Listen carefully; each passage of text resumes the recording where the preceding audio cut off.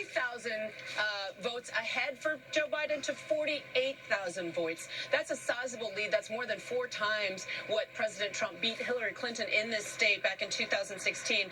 And yet, we still have 20% of the votes in Democratic strongholds like Detroit still uncounted. So we have tens of thousands of votes still out there, and one can expect that margin for Joe Biden to only increase.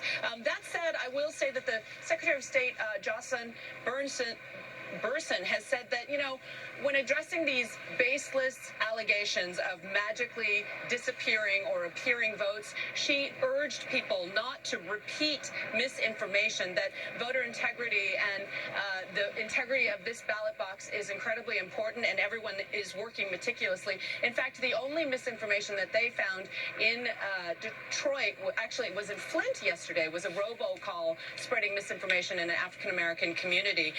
One thing we haven't discussed so far, George, is the Senate race here, and that is equally tight. And again, absolutely. So every time we hit refresh, that number changes as well. Right now, it is in essentially dead heat, 49% to 49%. Again, 90% of the votes have been counted, but that's still a sizable percentage, 10% in districts that lean Democrat. But John James, this is a very popular candidate. He also happens to be an African-American Republican, and so he is potentially a rising star in the Republican Party. He has been described to me by 2 Republican officials in this state as a rock star. He is an Iraq war veteran.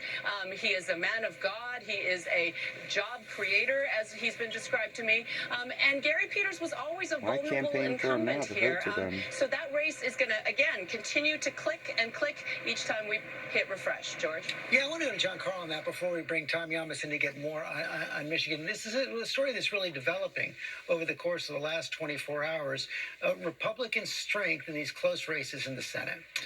Absolutely. There's that race, which is really